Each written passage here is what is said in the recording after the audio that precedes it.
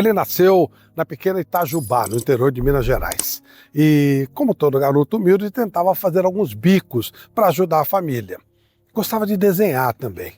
Ele desenhava muito bem o marinheiro Popeye. Lembra do Popeye? Só que ele não conseguia falar Popeye, então ele falava meio enroscado, né?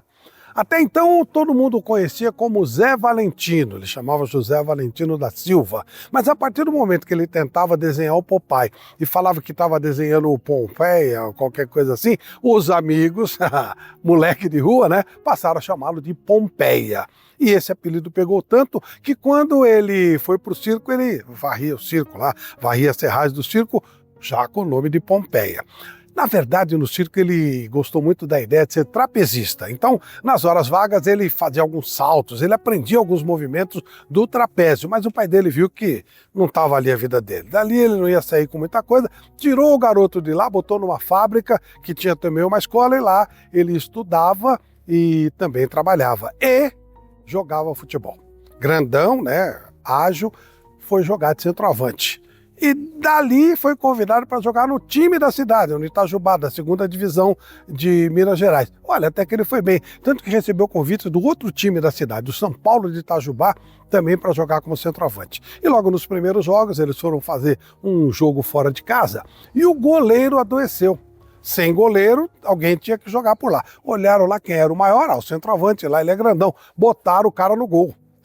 Aí ele começou a usar as técnicas que ele aprendeu no circo, lá no trapézio, começou a fazer defesas incríveis. Aquilo chamou a atenção de todo mundo. Nunca mais o goleiro que adoeceu voltou. Ele passou a ser o goleiro titular do São Paulo de Itajubá. Até o dia que apareceu uma proposta do Bom Sucesso do Rio de Janeiro. O Bom Sucesso foi fazer um amistoso com o Itajubá e o médico olhou e falou: nossa, esse cara é muito bom.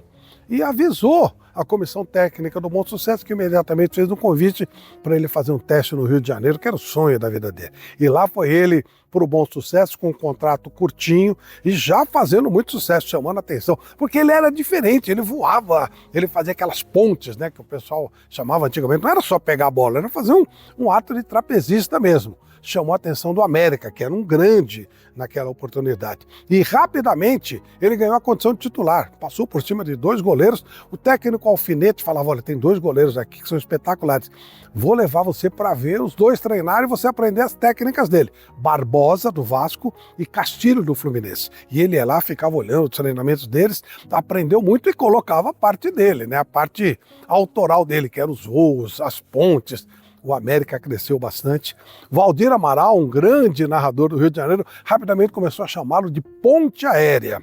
Nelson Rodrigues melhorou a história, pôs o nome de Constellation, que era o avião mais moderno naquele momento, nos anos 50 e 60. Ponte Aérea, Constellation, Pompeia chamou tanta atenção que foi para a seleção brasileira. E na seleção brasileira aconteceu um fato muito curioso, porque ele era enrolado com o nome, lembra? E aí ele olhava os caras e falava assim, eu não lembrava o nome, o 4, passa pro 6 e tal. Ele estava falando de Djalma Santos e de Newton Santos, e era o 4, era o 6 e tal. Bom, a verdade é que ele fez muito sucesso, o América foi campeão carioca em 1960 e ele era um ídolo da torcida. Mas todas as coisas passam em algum momento, ele acabou saindo, foi jogar em alguns times menores do Rio de Janeiro e acabou tendo uma proposta para jogar no futebol da Venezuela. Há quem diga que ele passou até rapidamente pelo Futebol Clube do Porto, mas os registros não confirmam muito isso não. O que ele jogou de verdade foi no Deportivo Português da Venezuela. E foi enfrentar, sabe quem? O Real Madrid, de Di Stéfano, a máquina, o time que estava ganhando tudo lá na Europa. Era um grande momento para a vida dele e foi o pior momento.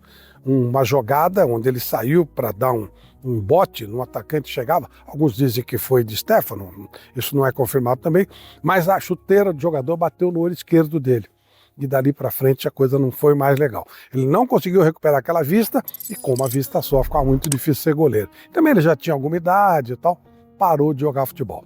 Voltou para o Rio de Janeiro, e lá ele tentou fazer uma coisa, outra. O Amaro, que foi um companheiro dele, um time do América, estava treinando alguns times da cidade lá do Rio de Janeiro, levou o Pompeia para ser treinador e goleiro, mas ele não era treinador e goleiro, ele era goleiro. E aí ele não se adaptou, não se deu bem, foi sendo esquecido, a coisa foi passando. E aí o que aconteceu? Ele encostou no álcool. Perdeu a família, perdeu dinheiro, que não era tanto naquela época, foi ficando uma pessoa muito triste, foi desaparecendo do noticiário e quando apareceu uma notícia, em 1996, era a notícia da morte dele. Ele morreu esquecido, alcoólatra.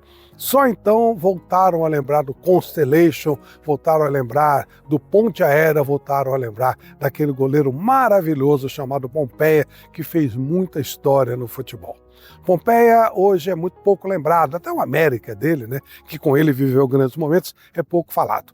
Mas nós aqui, do Prêmio Auto Shopping e dos Deuses da Bola, não esquecemos dos grandes nomes do futebol. Com muita alegria, colocamos aqui no panteão do Prêmio Auto Shopping e dos Deuses da Bola o goleiro voador, o goleiro trapezista, o Ponte Aérea, o Constellation Pompeia. Bem-vindo a esse panteão do Prêmio Auto Shopping.